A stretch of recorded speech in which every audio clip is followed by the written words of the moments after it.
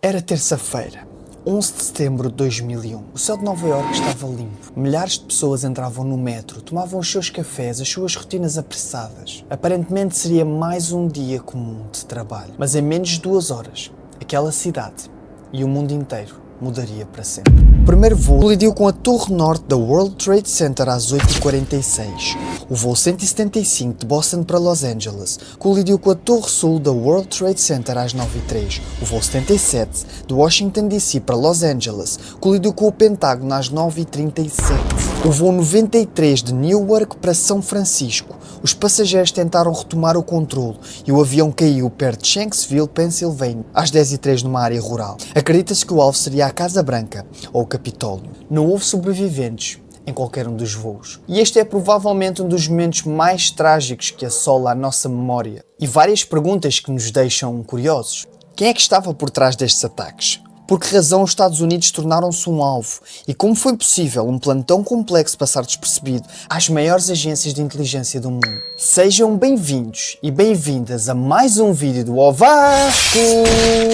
E hoje é um dia muito importante, tanto para o canal como para o mundo, porque falamos de um tema bastante sensível. Aposto que muita gente poderá ter a memória deste dia que assombrou o mundo inteiro. Eu ainda era pequenino, mas sei que foi uma tragédia gigantesca e nós temos que falar sobre isto no canal. Aproximam-se já os 24 anos. Eu acho que é uma boa oportunidade para trazermos aqui também o que aconteceu, quem é que foi o responsável e falarmos de todas as questões que abordam este tema. E por isso mesmo, e sem mais demoras, porque temos muita informação, vamos começar o vídeo. Vocês já sabem, deem um likezinho, é muito importante, subscrevam e ativem o sininho de notificações, que é muito importante, porque quando eu lançar o vídeo, vocês têm ali uma notificaçãozinha e sabem logo quando eu lanço. Por isso, vamos lá, começar então o vídeo do 11 de setembro de 2001. Para entender como tudo isto aconteceu, precisamos de voltar alguns anos atrás ao coração de uma organização chamada Al-Qaeda. A história da Al-Qaeda começa em 1979, quando a União Soviética invadiu o Afeganistão. Nessa altura, Osama Bin Laden viajou para o país e ajudou a organizar combatentes árabes para lutar contra os soviéticos. Com o tempo, tornou-se mais radical, especialmente sobre a influência de Ayman al-Zawahiri. Em 1996, Bin Laden publicou a sua primeira fatua, exigindo a retirada das tropas americanas da Arábia Saudita. Para quem não sabe o que é uma fatua é um pronunciamento legal no Islão emitido por um especialista em lei religiosa sobre um assunto específico. Normalmente, uma fatua é emitida a pedido de um indivíduo ou juiz de modo a esclarecer uma questão. E então, com esta informação na cabeça, em 1998, Bin Laden publicou a sua segunda fatua, criticando a política dos Estados Unidos em relação a Israel e a presença das tropas americanas na Arábia Saudita. Ele usou textos islâmicos para encorajar muçulmanos a atacar os americanos, afirmando que um jihad é um dever se países muçulmanos forem atacados.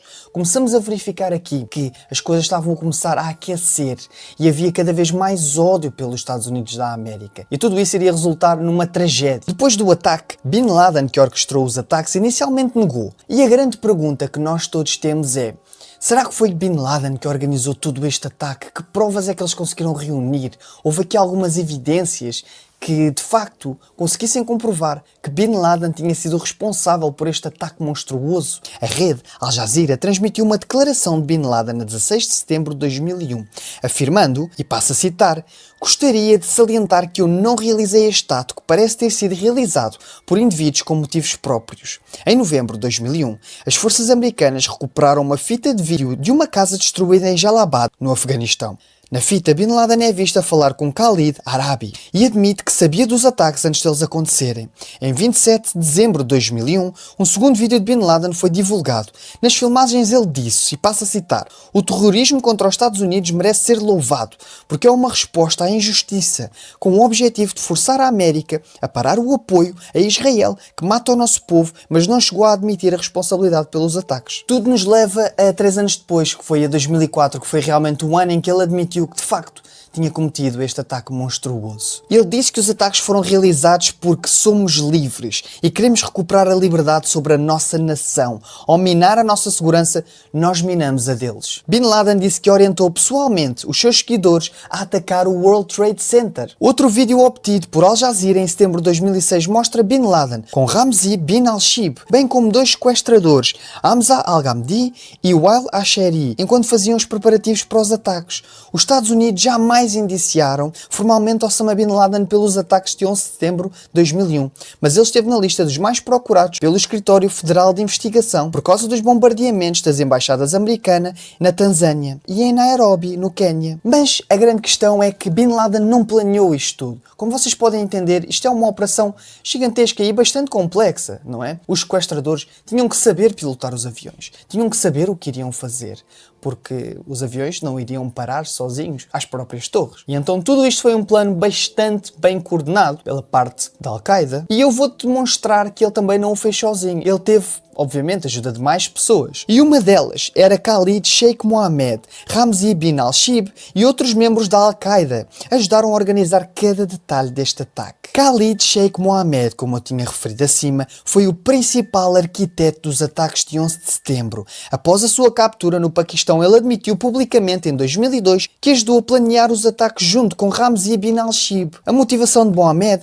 vinha da sua oposição à política externa dos Estados Unidos, especialmente o apoio americano ao Israel. Ele já tinha ligação com os ataques anteriores, incluindo o atentado de 1993 ao World Trade Center, e era tio também de Ramzi, que seria o líder deste ataque. Depois de entenderem quem é que liderou os ataques, vais entender agora como é que eles foram realmente planeados. A ideia para os ataques surgiu mais uma vez de Khalid Mohammed, que apresentou o plano a Osama Bin Laden em 1996. Na altura, a Al-Qaeda estava em transição, mudando-se do Sudão de volta para o Afeganistão. Em 1998, os ataques às embaixadas dos Estados Unidos da América na África e a segunda fatua de Bin Laden, lembram-se que eu referi, marcaram um ponto de virada. Osama voltou a concentrar-se em atacar a América. E em dezembro de 1998, a CIA alertou o presidente Bill Clinton de que a Al-Qaeda estava a preparar ataques contra a América, incluindo possíveis sequestros de aviões. Entre 1998 e 1999, Osama Bin Laden aprova os ataques e começa a organizar a equipa com Khalid Sheikh Mohammed e o seu vice Mohammed Atef. Atef ajudou na logística, na escolha dos destinos e na organização das viagens dos sequestradores.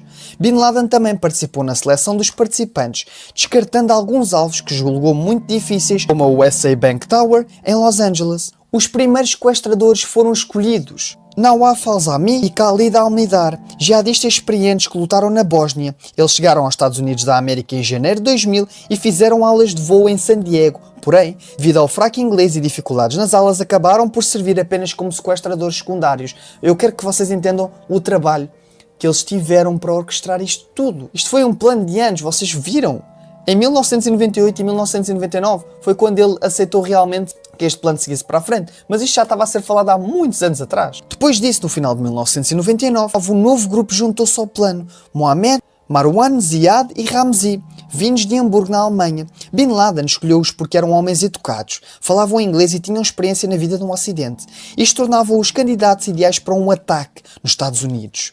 Durante o processo de seleção, a Al-Qaeda descobriu ainda Hani Hanjour, que possuía uma licença de piloto comercial. Ele chegou aos Estados Unidos da América em dezembro de 2000, encontrando-se com Hamzi, e logo depois seguiu para o Arizona para adicionar ao seu treino de voo. Ou seja, ele teve ainda mais umas aulas extra para, obviamente, aprimorar a sua técnica.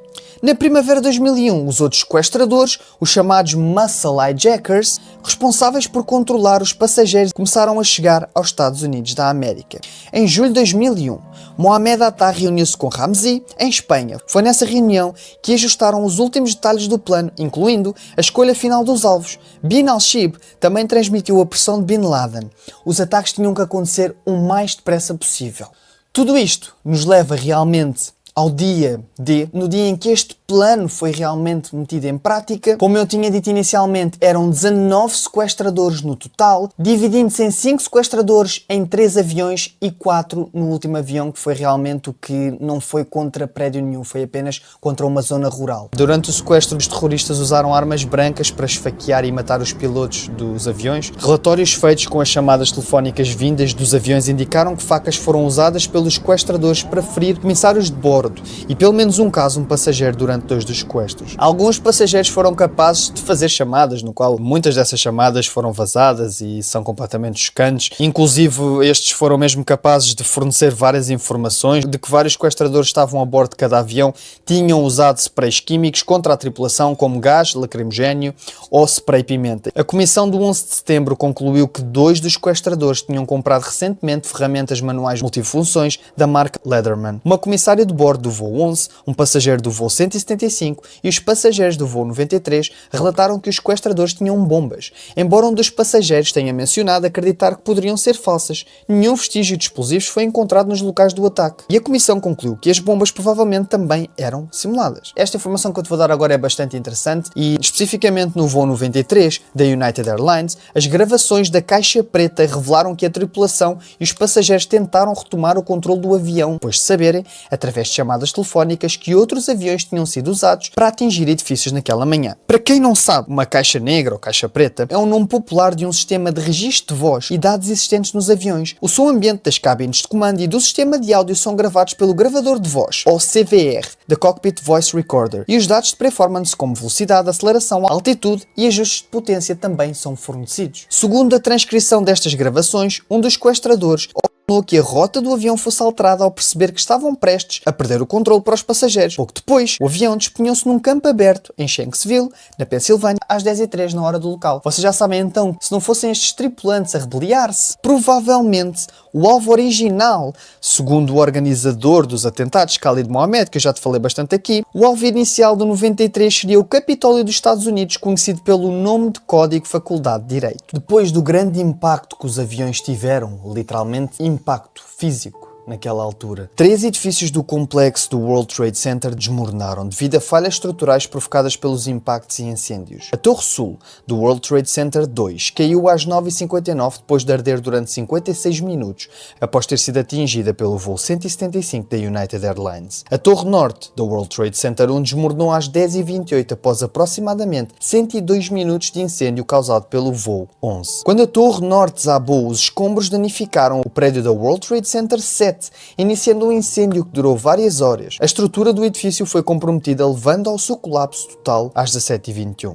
Estes ataques geraram uma confusão completamente generalizada. Todo o tráfego aéreo civil e internacional foi proibido de desembarcar em território americano durante 3 dias. Os aviões já em voo foram afastados para os aeroportos no Canadá ou no México. Fontes de notícias e relatórios não confirmados, muitas vezes contraditórios. Para vocês terem a noção, no total de vítimas, 2.996 pessoas morreram, incluindo os 19 sequestradores.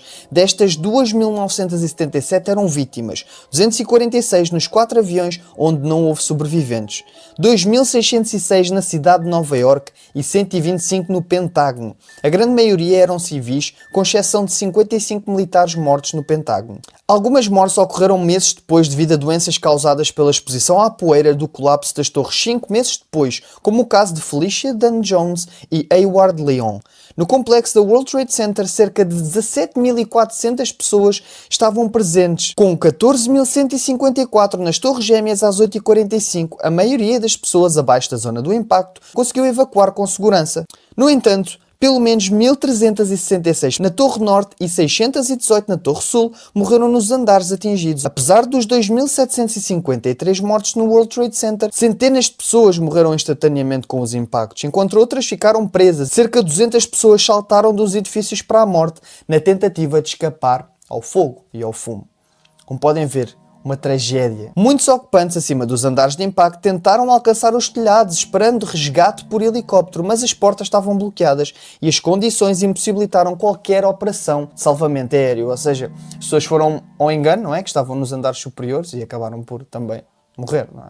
Depois do impacto. Para além disso, não morreram apenas pessoas que estavam no avião ou até nos edifícios, mas também um total de 411 trabalhadores de emergência morreram durante os esforços de resgate. Dos corpos de bombeiros de Nova York morreram 341 bombeiros e mais 2 paramédicos. Polícias de Nova York, NYPD, 23 funcionários. Polícia da Autoridade Portuária, 37 oficiais. E outros paramédicos e EMTs privados morreram 8. Este ataque afetou o mundo inteiro. Para vocês terem a noção, o ataque afetou cidadãos de mais de 90 países, incluindo 3 brasileiros e 5 portugueses. Sim, pessoal, morreram 5 portugueses naquele ataque. Mesmo anos depois, muitos restos humanos nunca foram encontrados. Semanas após o 11 de setembro, estimava-se que mais de 6.000 pessoas tinham perdido a vida. No entanto, a cidade de Nova Iorque conseguiu identificar apenas cerca de 1.600 restos humanos da World Trade Center, deixando mais de 1.100 sem identificação. O escritório legista também recolheu aproximadamente 10.000 ossos e fragmentos de tecidos humanos que não puderam ser associados a nenhuma vítima. Em 2005, as autoridades reconheceram as limitações tecnológicas da época e apenas 8 vítimas foram identificadas nos meses seguintes. Até agosto de 2011, 1.631 vítimas haviam sido identificadas, enquanto 1.122, os 41%, permaneceram não identificados. Perante a dimensão da tragédia e a perda de milhares de vidas, os Estados Unidos rapidamente prepararam uma resposta militar e política. Em resposta aos ataques, os Estados Unidos da América lançaram a chamada Guerra ao Terror para depor o regime talibã no Afeganistão e capturar agentes da Al-Qaeda. Enquanto vários países reforçaram as suas leis antiterrorismo para evitar novos atentados, a CIA, através da Divisão de Atividades Especiais, assumiu a liderança na busca por Osama Bin Laden. Era a próxima tarefa, não era? Descobrir quem é que foi realmente o responsável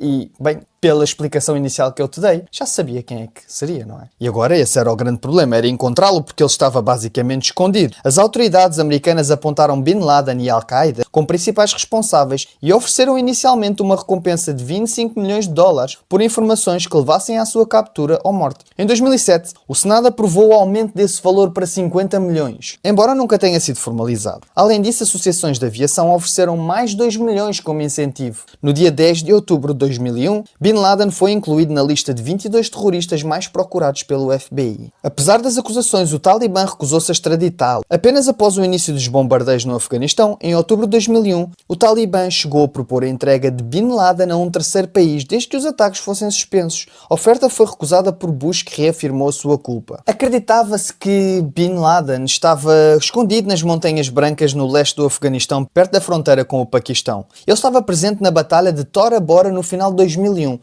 No entanto, a falta de tropas terrestres americanas suficientes permitiu a sua fuga, considerada uma das maiores falhas dos Estados Unidos da América na luta contra o Al-Qaeda. Mais tarde, em dezembro de 2005, uma carta da Atiá a Abderrahman e a Abu Zarqawi revelou que Bin Laden e a liderança da Al-Qaeda estavam escondidos na região do Waziristan e enfrentavam várias dificuldades internas. Nesse mesmo ano, a CIA chegou a encerrar a Unidade Especial de Operações Paramilitares, criada especificamente para capturar Bin Laden, o que contribuiu para prolongar a sua fuga. A Al-Qaeda continuou a divulgar vídeos mostrando que Bin Laden estava vivo, incluindo em agosto de 2007. Ele assumiu a responsabilidade pelos ataques de 11 de setembro e negou que os talibãs, ou o povo afegão, soubessem deles antes. Até que chegámos à administração do Obama, que foi quando ele subiu ao poder. E em outubro de 2008, durante a campanha presidencial, Barack Obama prometeu matar Bin Laden e destruir a Al-Qaeda. Até que em 2009, investigadores da UCLA usaram imagens em satélite para identificar possíveis esconderijos do Bin Laden no Paquistão. Houve relatos de que ele estaria em Chitral ou Parachinar, mas o primeiro-ministro paquistanês negou essas alegações. Chegámos a abril de 2011. A inteligência dos Estados Unidos da América localizou Bin Laden em Abbottabad, numa mansão próxima da Academia Militar do Paquistão. Bin Laden foi morto precisamente dia 2 de maio de 2011 por uma equipa de Navy SEALs. O corpo foi levado para a identificação e, segundo os relatórios da época, enterrado no mar dentro de 24 horas, de acordo com a lei islâmica. O complexo foi demolido pelo Paquistão em fevereiro de 2012 para evitar que se tornasse um santuário. Em 2019, o primeiro-ministro Imran Khan afirmou que a inteligência paquistanesa conduziu a CIA até Bin Laden. Há divergências sobre quem realmente deu o tiro mortal. Relatos indicam que foi Robert J. O'Neill, mas outras testemunhas dizem que Bin Laden já poderia estar ferido. Bin Laden foi atingido e morto com 2 tiros suprimidos na lateral da cabeça após inclinar-se fora da porta do seu quarto. E chegamos aqui à explicação do 9/11, de tudo o que envolveu este crime gigantesco, algo que foi e é um dos maiores ataques terroristas de sempre. E desde aí as coisas mudaram completamente.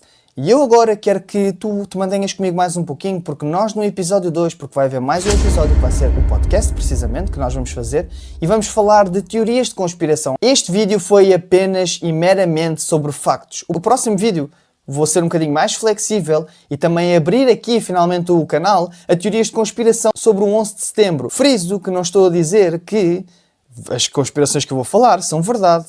Não, nada disso. Apenas que vamos falar delas. E também entrar numa nova fase do canal, como eu já vos disse, que vamos falar também de outros assuntos, para além dos crimes portugueses, crimes de outro mundo e teorias de conspiração também. Eu estou muito entusiasmado. Vemo-nos então no podcast. Raste sangue, vocês já sabem. E vejo-vos então no próximo episódio. Um grande abraço e ao Vasco!